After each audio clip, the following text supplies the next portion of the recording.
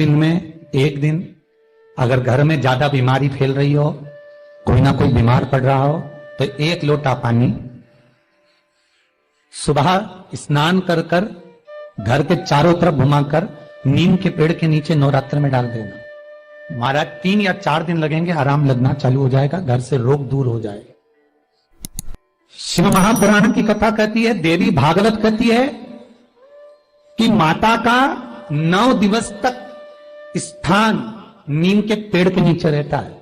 इसलिए आज भी दक्षिण दिशा में देवी की मूर्ति नहीं बिठाते, नीम के पेड़ को साड़ी पहनाते हैं, नीम के पेड़ का ही मांग भरकर मंगलसूत्र पहनाकर नीम के पेड़ का ही श्रृंगार होता है और नीम के पेड़ की ही पूजन होती है। दक्षिण दिशा में माता की मूर्ति विराजमान नहीं करते नवरात्र में नीम के वृक्ष की पूजन करते, क्योंकि देवी भागवत में स्पष्ट कहा गया, नवरात्रि तक मां जगत जननी जगदम्बा 64 योगिनियों के साथ में नीम में विराजमान हो जाती। 64 योगिनी।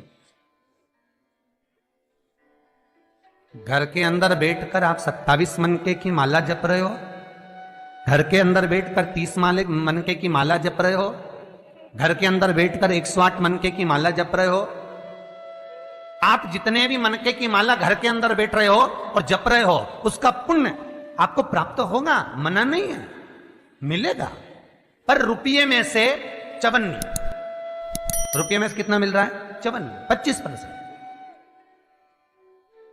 वही माला आप किसी मंदिर में, देवालय में, तीर्थ में जप रहे हो, उसका पुण्य मिलेगा केवल आधा, 50%, मात्र 50।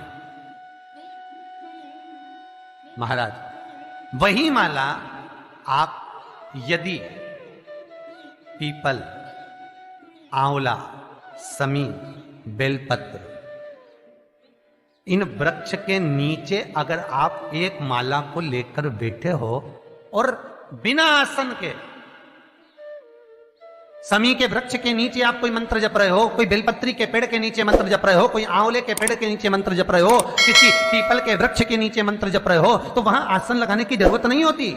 बिना आसन के अगर आपने एक माला का एक मन का भी अगर जपा है, शिव महापुराण कहती है, विष्णु पुराण कहती है कि 100% पुण्य आपके खाते में उस मंत्र का फल प्रदान कर देता है। उस मंत्र का शिव महापुराण की कथा, लिंग पुराण की कथा, विष्णु पुराण की कथा, पद्म पुराण की कथा कहती है कि किसी वृक्ष के नीचे, जिन वृक्षों का गुणगान हमारे शास्त्र करते हैं, जिन वृक्षों का गुणगान हमारी पुराणे करती हैं, उन वृक्ष के नीचे अगर एक मंत्र का मन का भी फेरा जाए तो उसका पुण्य हजारों गुना प्राप्त हो जाता, आप रूप प्राप्त होता है अपने आप।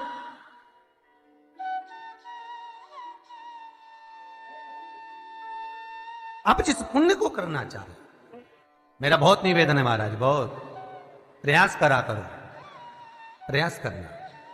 अगर हाथ के मनके की माला भी नहीं हो और किसी पीपल के पेड़ के नीचे 15 मिनट बैठने का मौका मिल गया, आंवले के वृक्ष के नीचे 5 मिनट बैठने का मौका मिल गया, किसी आंवले के वृक्ष के नीचे आप 5 मिनट बैठे हो, ओम नमो नारायण का मंत्र का स्मरण कर लो, ओम नमो भगवते वासुदेवाय का जाप कर लो, बस उसका फल 4 गुना, हजारों गुना प्राप्त हो जाता है। शमी के पेड़ के नीचे बैठे हो, श्री शिवाय नमस्तुभ्यम का जाप करिए, 4 गुना फल मिलेगा, 1000 गुना फल। बेलपत्री के पेड़ के नीचे गए हो, ओम नमः शिवाय ओम का जाप करिए, फल मिलेगा।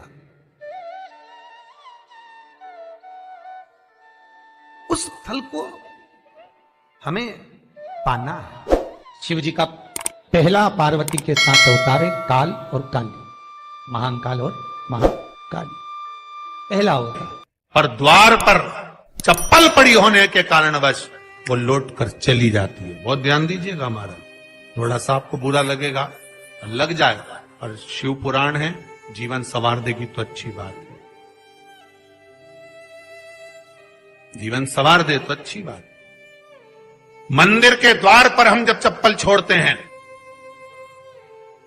जिस मंदिर की चौखट पर चप्पल छोड़ी है, आप जितनी देर आराधना में लगे रहते हैं, उतनी देर तक आपकी चप्पल पर जितने लोग लांग कर जाते हैं, जितने लोग लांग कर प्रवेश करते हैं, उसका भी दुख आपके भाग्य में आता चले जाता है। ध्यान दीजिएगा जरा।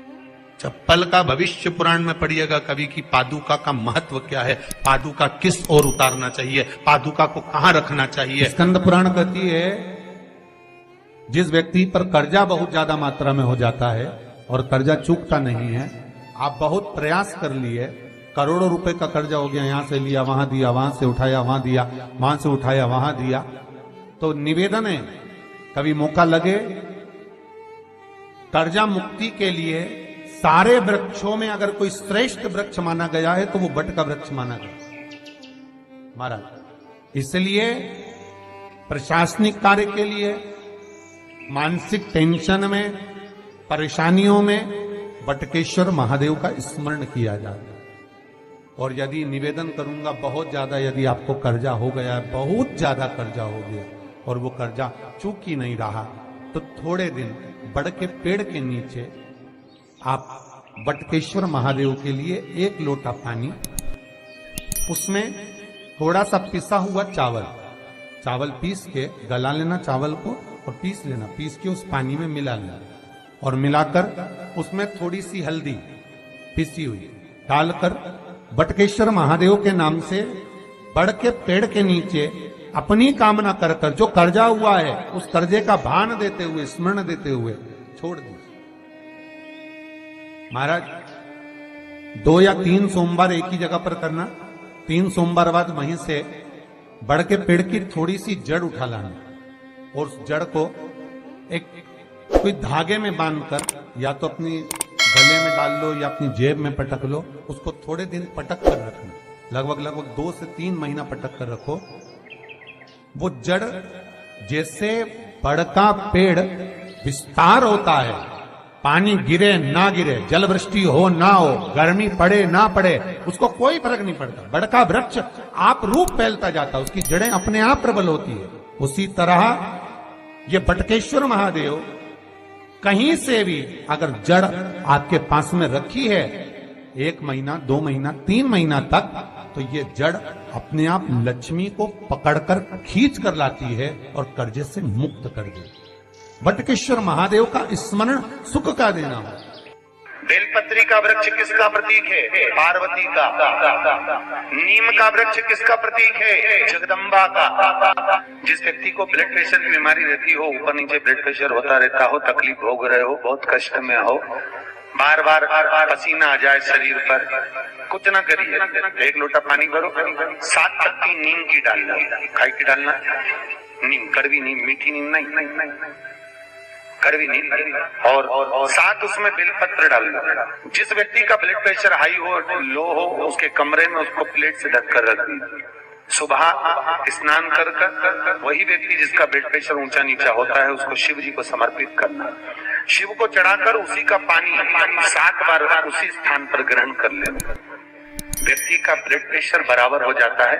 मात्र लगभग अगर सोमवार कर रहे हो तो 11 सोमवार करो, प्रतिदिन नियम से कर रहे हो तो 15 दिन कर लो, उसमें बराबर, फिर कभी जिंदगी में ब्लड प्रेशर की बीमारी चली ही जाती है। कोई बरसाती मेंढक मत बनना रे, बरसात आती है तो मेंढक बहुत सारे इकट्ठे हो जाते हैं, टर करते हैं। कई लोगों की आदत होती है, सावन का महीना आया तो मंदिर में भीड़, शिवरात्रि आई तो मंदिर में भीड़। हमें बरसाती मेंढक नहीं बनना कि सिर पे त्रिपुंड लगा लिया, गले में रुद्राक्ष की माला पहन ली, चोला बदल लिया, कपड़े बदल लिए और कपड़े बदलकर साधु संत बनकर, सन्यासी बनकर, तपस्वी बनकर छल करने के लिए, निंदा करने के लिए, बुराई करने के लिए, चुगली करने के लिए, अपशब्द करने के लिए, लोगों को घाटा पहुंचाने के लिए, लोगों के पांव खींचने के लिए बैठ गए। ये नहीं बनना हमको, हमें बरसाती मेंढक नहीं बनना। भगवान की कथा कहती है शिव को पाने के लिए कपड़े बदलने की जरूरत नहीं पड़ती, शंकर को पाने के लिए कलेजा बदला जाता है और शिव सामने जाता है।